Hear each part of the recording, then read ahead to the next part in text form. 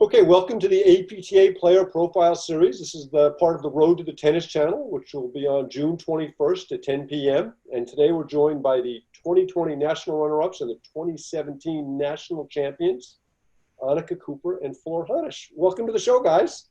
Thank you. Thanks. Hi, Mark. Hi, Jerry. Hi, guys. Hi, Mark. I'm Mark Fischel, joined by Jerry Viant. So let's start with the beginning of the season. So Flor, was obviously a little bit different for you this year. You didn't know what Annika's physical condition was going to be. So how did that affect your preparation for the season? The preparation was the same as always, with me drilling and getting ready, but it was a little bit harder of planning the plays and everything, since I was playing with different partners and new partners that I never played before. And I think that was very important and very good for me, because I learned a lot about my game by playing with other people.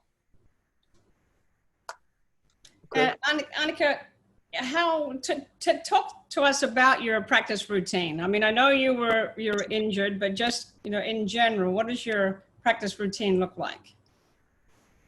Yeah, unfortunately, we weren't able to practice too much this season, but we love to get out there and, do lots of different drills and also practice matches. But as far as a routine, we watch over the videos of the live stream, and we see what things we can work on, and we try to pinpoint specific things to work on in the drills, so we're not just hitting just to be hitting. We really hitting with a purpose, and so we have a purpose every time we practice. So a lot of one-on-one, not just playing sets. Yeah. And it's another thing, because I didn't have Annika at the beginning to practice, I did a lot of visualization and just watching old matches and just trying to get that feel before playing the tournament. And I thought actually that was quite helpful. And Annika, you basically didn't play from the 2019 Nationals to shortly before the 2020 Midwestern, is that right? Right. Unfortunately, I wish I could have been playing summer paddle and everything else, but my elbow was pretty bad, and it was just hanging on by a thread by the end of the season before. So I really took a lot of time off and did a lot of different therapy and really to get it back.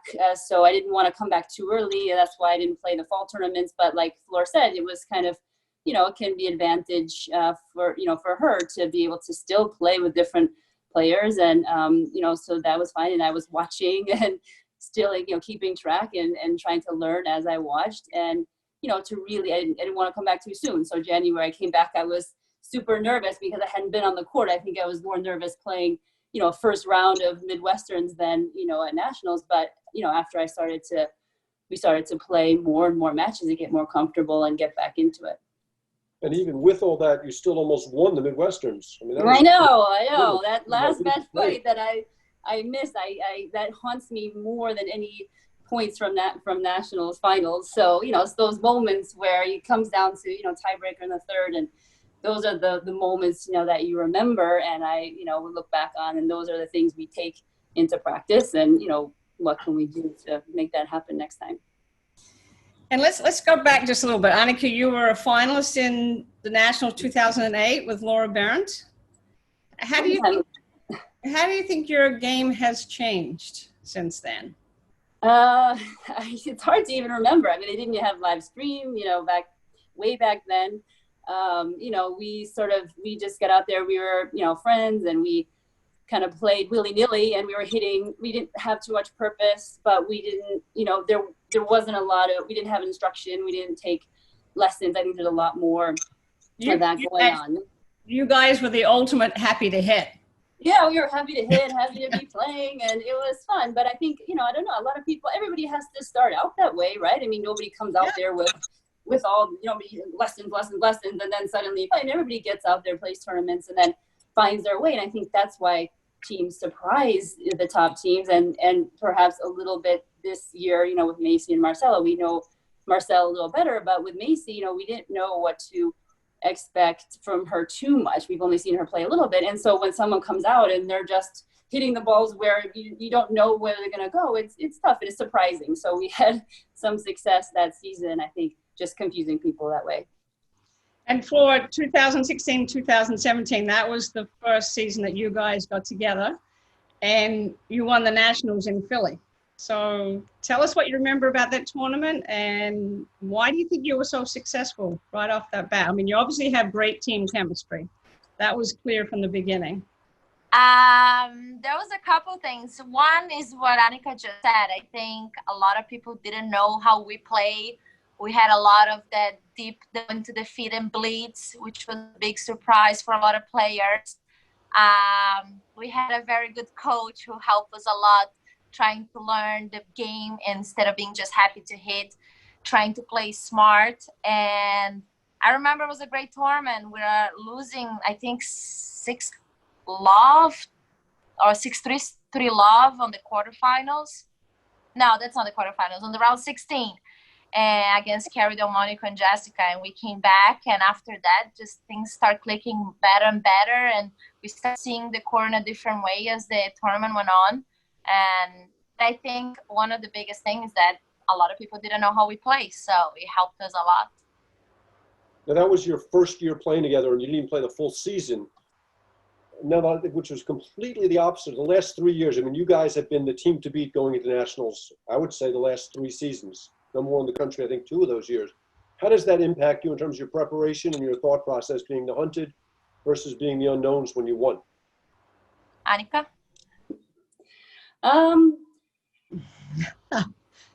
Yeah, I think the biggest difference is that now that I look back also on this, final match, was that, people are really getting to know our games. And that happened to us definitely after we won nationals. Like, people could tell, a little more, predictability on where we're going with our shots. And so we have come up with new strategies. We rolled out a new, a 1-up, 1-back strategy that we, tried out there last season more. So we've been trying to come up with, ways to just, change it up. And so, yeah. So let's come back to the 2019-2020 season. So you have that amazing performance. You almost win Midwesterners. You haven't played for 8 months. And then you guys, take me through your preparation for nationals. Your next tournament after that was Boston? Yes. Yeah. Go ahead, Annika. No, that's all right. I mean, that was a tough one for me. I really wasn't well Boston. I really wanted to play, and it was one of those moments where it was a trade-off between, do you only play when you feel 100%, and it was a tough decision because I just was really dying to play and get the match play in there. And so, we had some tough matches there. But we just sort of chalked it up to me. I was very rusty and coming back and trying to get that match play in. So we just we haven't had the best success in Boston the last couple of years. So we just move on from that and the next, what was the next after that? Well, I was amazed you were able to play Boston because I remember we sat together at lunch and your elbow was killing you and I wasn't even sure you were going to be able to play. Yeah, I mean, at that point it was, it was elbow, but it was something, I just was fatigued. I wasn't feeling good, so yeah, that was just, but that happens. I mean, I can't expect to feel 100% every match, so, you do what you can and I, really wanted to tough that out and we did our best. Well, it clearly impacted your play because you never would have lost to Merton Molenveld if you were. Come on now, they played well. So then the next tournament, then you guys really started getting going. The next tournament was Short Hills, which you guys won. Yeah, we love Short Hills. We love that one-day format. You get so many matches in, and I feel like we just play better and better as the day goes on. One of the things at the moment with Annika with her arm was actually when she stopped playing, then that's when it's hurting. So we kept playing the whole day, and usually we always feel better and better as the day goes on. So Short Hills felt really, really good. And then Philly, you played even better. Yes, I think all our plays started to fall into place when we wanted to do 1-up and back. Actually, maybe it was at the beginning of Philly or Short Hills. We're still doing 1-up and back, and we're later, okay, wait, which side should I stay? How do I know where you are? And I remember after the first match was easy match, maybe 1-1, but still we were like for 1 hour talking after, wait, what should do? We start drawing on the paper. But again, I think it was how it was 1-day tournament, and then we make everything start making sense. The start coming back, and I think after that tournament, I felt like we could win against again nationals. And guys, what do you think your strength is as a team? Flor, I'm going to ask you that one. Skills wise, like on the court, I think is transition play. That's our biggest strength against. It's not necessarily we're that strong when at the net or when we're the baseline, we don't have huge drives, but being able to read when they're slightly going back or and catch them in transition, that's definitely, I think, our biggest strength. But also our partnership, the way we communicate, the way we see the court together against, thanks to our coach, you.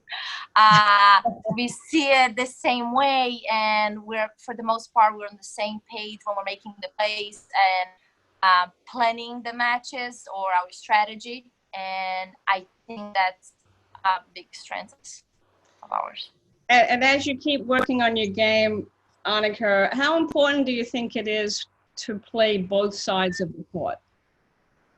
Definitely now I for sure really want to work on that. We've seen some teams do that, and definitely on the men's side we see them do that. So we like watching, you know, the men's and seeing what they're doing and how they do it. But I think after this, you know, tournament in particular, if they're going to be picking, you know, spots and isolating so much, that I think we talked about that after the final, you know, really wanting to work on being able to switch at the back, you know, more easily than we have been.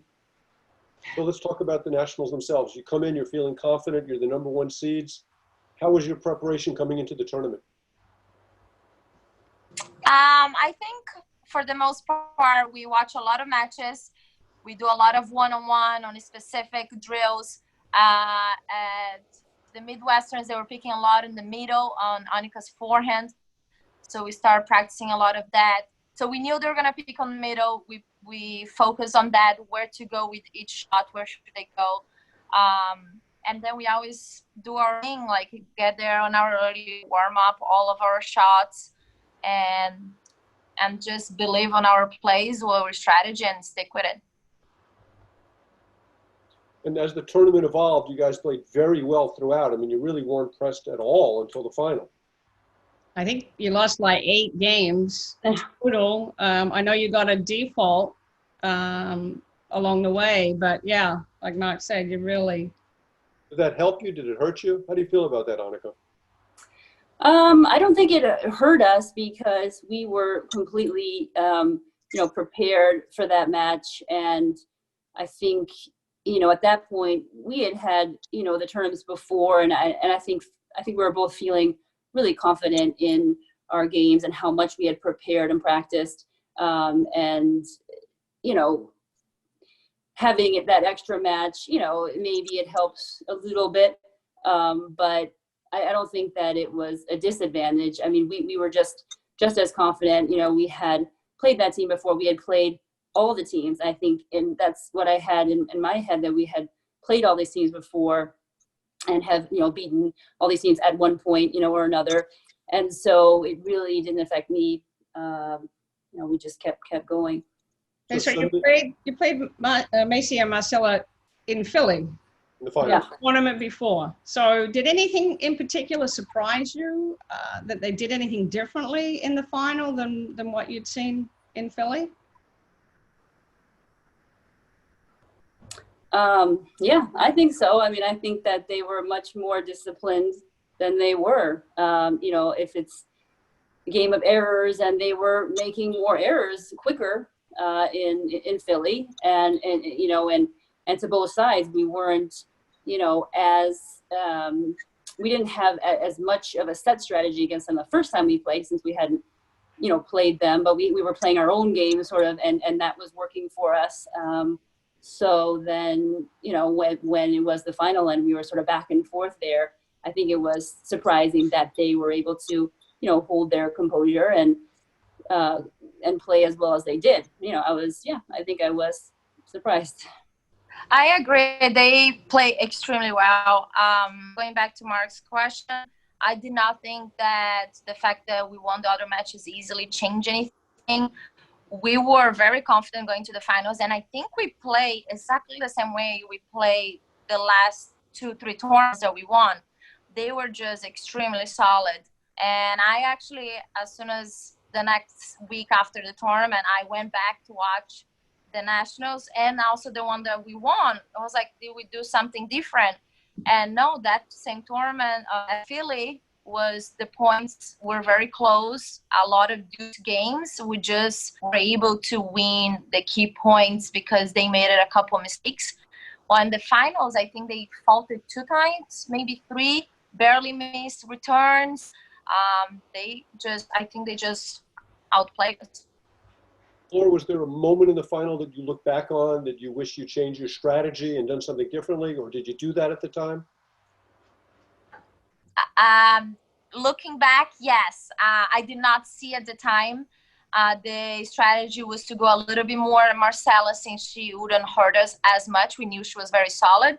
And then once we had a short ball, then we could go for either MAC or Marcella, depending whichever how we wanted to hit. But I feel, looking back on the third set, that was a moment where Marcella just won 8 points in a row. She started driving the ball harder. She started winning a lot of points. And at that moment, I didn't feel it. I was so set on the strategy, especially since we won the second set with that strategy.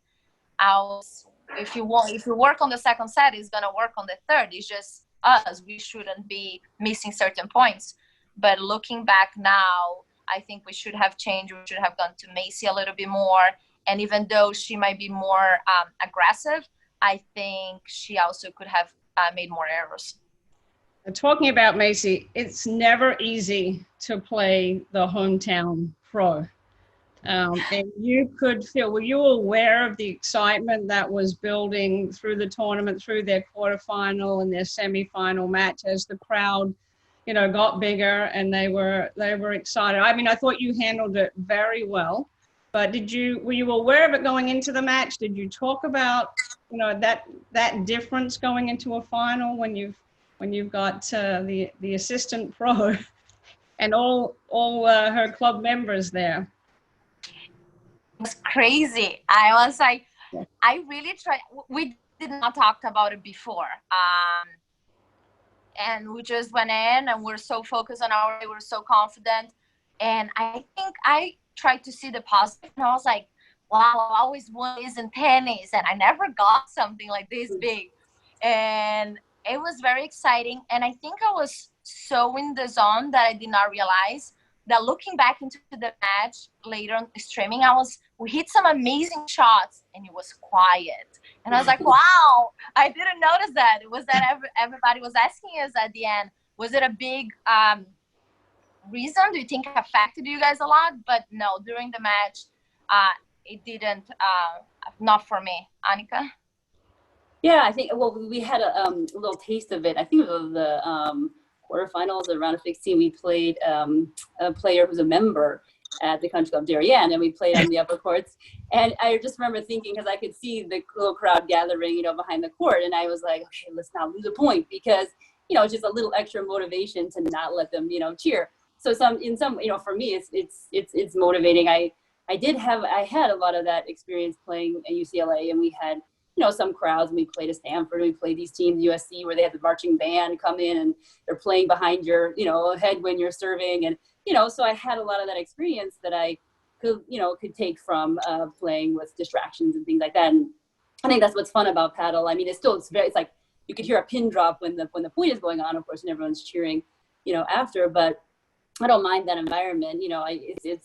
But like Flora said, when you make a great, you know, when we win a great point, you're kind of like, yay, and everyone's quiet. So it was a little bit unusual for paddle. But I'll tell you, I've been around national finals for what, 30 something years. I have never seen a crowd, just the stage, how Country Club of Darien and, you know, Mark was was on the committee, how they set that stage for nationals. The environment was so exciting, which is another reason that we're really excited to be showcasing you guys on the Tennis Channel. I thought the crowd was very knowledgeable, very paddle knowledgeable, which makes it fun to play in. And I just wondered, because I know we hadn't talked about it, I just wondered if you guys were mentally prepared going into it, because like I said, I thought you handled it really well. So let's talk a little bit how you guys got started playing. Flora, what was the first time you got in the court? Did you like the game? Did you hate the game? The very, very first one I hated. Yeah, It was not love first for sure. I think I missed 4 serves in a row. I lost the game. Then I missed like 2, 3 returns. But then a year later, my boyfriend at the time, now husband, Martin, said, "Oh, you have to learn this game if you work in this industry here, because the winter is a lot of paddle." So then he started teaching me a little bit, and once I figured out a little bit better, then I loved it. How about you, Annika? I loved it from the beginning because I was a little bit done with tennis at the time. I was working in the city, and I had been done playing for a little while, and I had tried playing squash and other sports, but I was indoors in a training environment, and so to go to an outdoor, sport where I could still use a racket and play, I was so excited. And I just started playing it, with guys in the city and scrambles and mixers and stuff. And that's, how I got started. Just, people are having fun, and it wasn't, really tournaments per se, but, you go into that. So I loved it, and I just wanted to, try to get better, and it all just took off from there. How did you and Laura Berendt, I know you guys played maybe tennis together in the juniors. How did you guys connect and then decide to play the tournaments? Yeah, we used to play 8 and under tennis.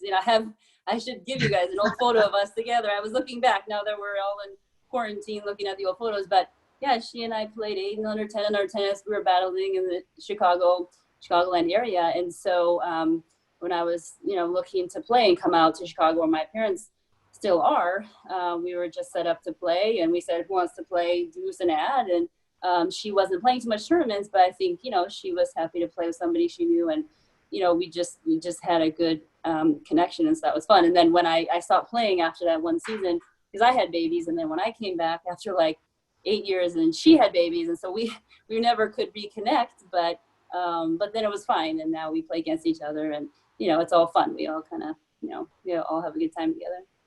And Floor, you mentioned Martin, so your husband. So you guys are in the unique position, I believe, of being the only team where your husband and partner are both nationally ranked top players. They're both directors of racket sports. Do they drill with you? Does it help having going home and talking about the game? What's it like? I think it helps a lot. It helps a lot.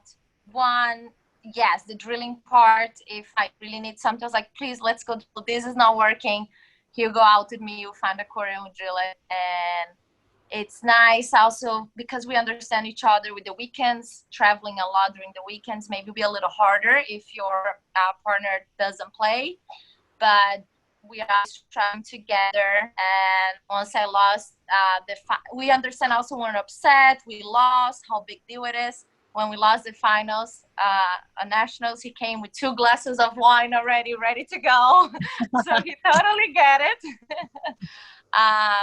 I think it's really helpful. The only thing sometimes it might be a little bit too much information, because it's already what Annika and I think, then what Martin suggests, then what Juan suggests. But thank God we have you, because when it gets too crazy, I said, let's just listen to Jerry. Whatever Jerry says, we stick with it. I was like, okay, sounds good. Well, having Juan and Jerry is perfect, because whatever Juan tells you is wrong, whatever Jerry tells you is right. Oh, Mark, don't start that. But clearly you guys, talk about your chemistry. I mean, talk about the time that you have together on the court and off the court as a team. Because I think that's so important, that connection that you guys have. Yes, Annika, tell us. Yes, I know. We could go on forever. We sit in the car, we drive to tournaments, love the tournaments we can drive to and fly to. And we talk about everything and talk about life, and we have a great time together. And so when we're on the court, we've done so much strategizing. If it's a 3-hour drive, and by the end we've talked about every single point and everything we're gonna do. So when we're on the court too, we can laugh and have fun about things, and we just gently tell, oh, did you really like that shot, or what were you doing there? We're just kind of gently nice to each other on the court, which may not be the same in the mixed we played, but no, we I think it's great to have a partner that we're in sync, and we're on this progression together. We both want to learn, and we both know that we're kind of still sort of at the same level of learning, which is helpful too. So that's why when sometimes people ask, is there a captain or not, but I think that we're sort of on the same level, and we just help each other in different ways, and keep it fun. Your fun is clearly what you guys have. Yeah. Yes, and I think a lot of people think when you're finding a partner, it's the skills on the court that counts the most, and it does. You do need a balance. Maybe somebody has a better backhand, somebody has more net game, or somebody it's a little bit more aggressive, somebody sets it up a little bit more. But I also think it's extremely important the passion you have for the sport. Like, I feel like Nick and I are on the same page when it comes to, we want to practice all the time. If we can get on the court, we really put paddle as a priority. And there could be other players that could be great partners for us, but if you're not on the same page as how much you want to talk about paddle, because she's not kidding, we go hours and hours on a car drive talking about every single play. I get the phone, oh no, but this play right here, we go over again. So I think even Martin won it and is like, oh my God, just stop, please. Like, well, that's the passion, right? That's the passion. Yes. Captain, who's the captain of your team? I don't think we have. It really depends on the moment. So, like, we can feel it when, if she's playing well, she's feeling good, I start lobbing down the line and I let her take over. I remember when we played in 2017 when we all won. I hit one hard overhead at least on her screen, and Annika, no, that's not the play. And we really, it depends on the moment. Whoever is feeling more and can see the court better that moment talks a little bit more. But I don't think we have one person. Yeah, we trust each other. I mean, if she tells me I did something wrong, I know I was wrong. We're not arguing about, it's like, oh yeah, it's more like that kind of. So I don't know the role of the captain sort of, although if it's more like calling balls, we try to both call the balls, or she might call them more depending on where we are, at the net. And, as far as like, if we're doing one up, one back, if she's up and then I'm back, I'm kind of looking to see what she's doing, and following her lead, and, in that scenario. But then I'm always kind of there to back her up. I'm trying to set her up to do the blitz, and, so we just kind of have to know what each other is doing just without even talking about it, within the point. Well, to quote Jerry Viant, to me, the captain is the one who's north on the compass. And I don't know who the captain is in your team. And I think you guys are the only team I've ever seen who's won nationals without a specific captain. I thought about that. It's the same philosophy that Sue and I had. There was not one captain on our team, which I think is nice because there's no pressure. You're both contributing. I would argue there are two captains, not none. Co-captains or co-captains. Yeah. Well, you're on the same page. But all right, so what are you guys? What are you doing to get ready for next season? Is it too soon? Are you thinking about it? What's the process going to be? Do I have to ask somebody specific, Annika? Yeah, no. For me, back to the elbow a little bit. I've been trying not to. I don't want to overdo it. Playing, a little bit of, tennis, a little bit, and I'm dying to get out there. And like you said, having Juan as a practice partner is like a dream. And so I wish I could practice all the time. And he's so great. He wants to practice too, and it's so much fun to do that. But I have to really manage that, and so I'm gonna do the best I can to to try to wait and strengthen my arm and get everything, get my whole body ready, and then start practicing again, because we want to have a full schedule, and we're excited about the schedule for next year and the Grand Prix and Nationals, and trying to, I really want to be building, for that next year. Yeah, I think now in the summer is a great moment to actually learn some new shots or a specific shot that you want to improve. It's a lot of time right now, and I always, at least me, I have a lot of breaks during the summer now right now because it's a little crazy with work, but usually I can get out there and try to get a little bit more spins on my overheads. So for me in the summer is more specific shots, trying to learn something new or improving, and then as you get closer to the season, then I think it's more strategy and depending on who we're playing against and all that. Laura, I've got a question for you. Who's your favorite partner? Is that for me the question? Yeah, it's you, Flora. Marty's right next to me. This is not right. It's okay, Flora. I get it. So the answer might be different if Martin wasn't right next to you. Is that what you're saying, Flora? Oh yeah. No, they're all great. I really love all of them. I'm glad I can play mixed with one and regular doubles with the other one. All right. So Flora, having the success as a player, has that helped you being a better teacher? Oh my God, absolutely. Yes. So much learning so many things that I feel like the mental part, a lot of my players tell me about their nerves and things like that. And I can relate playing the tournaments. I also get nervous. I started an Instagram page, Floor Tennis, with tennis tips and paddle tips, and actually writing them down sometimes helps me also, and helps my players. They follow me and they see how I go in the tournaments, and they're helping me and cheering for me. And then I'm writing tips and things that I'm going through the tournaments, and it helps their game too. I improved a lot as a coach because of playing all these tournaments. Yeah, and Annika, I think the women's tour, the state of the women's tour is the strongest I've seen. What do you think? What's your feelings about the women's tour? Yeah, strongest I've seen. I mean, yeah, I don't keeps getting stronger, and definitely I was sort of there, I guess, at the tail end of where there wasn't a lot of teaching pros playing, because as I remember, that it's just been this great influx of female teaching pros that have been playing. So we're always trying to encourage. I try to get old college tennis buddies and other anybody I know that has been in tennis or to come out and play. And yeah, it's great to see new teams all the time too. Hey, Flora, talk a little bit about your Instagram page, because I know you put a lot of time and effort into it, and I think it's terrific. Yes, thank you. No, I'm really enjoying, and I try as much as I can in the winter to stick with paddle tips every day.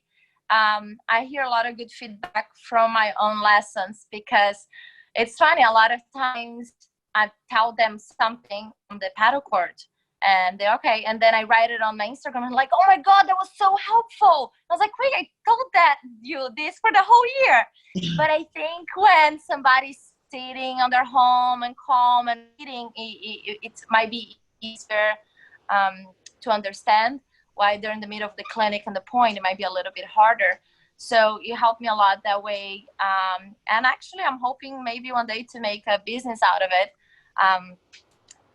So it's something that I really enjoyed, and hopefully I can keep doing it for a little bit.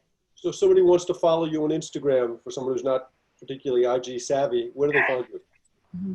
Yes, you just gotta follow at Floor Tennis, and then you're gonna see my paddle tips and tennis tips every day. Awesome. We'll be following. Thank you. All right, so what's next? What do you have to do to get ready to win another national title? You've won one, been in the finals of two, you've finished the last 2 seasons #1 team in the country. I mean, there's a lot to be proud of, but I'm sure there's more that you want to accomplish.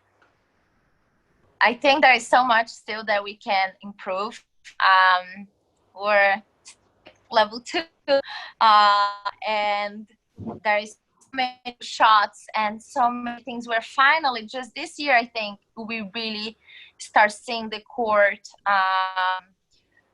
the way you talked about it. We can see better openings. I understand now rallying 100 balls because you're waiting for that moment. And before, even when we won 2017, I don't think we saw the court that way. So these last few months before nationals, it felt really great. And I started doing some spins of pads that I'm having so much fun with it. So I think there is still room for a lot of improvement. And I think hopefully we can keep working on it together and keep winning tournaments. Well, we're looking forward to watching you guys in the Tennis Channel on June 21st. That's going to be very exciting. I'm excited. Yes, hopefully we're going to win this time. Yeah. Okay, well, guys, thank you very much for joining us tonight. You've been terrific. And Thank you, guys. On another fantastic season, and we're looking forward to seeing you on the Tennis Channel and then again out there next year. Thank you, guys. Yeah, great seeing you guys. Thanks. Bye. Thanks again, guys. Bye. Bye.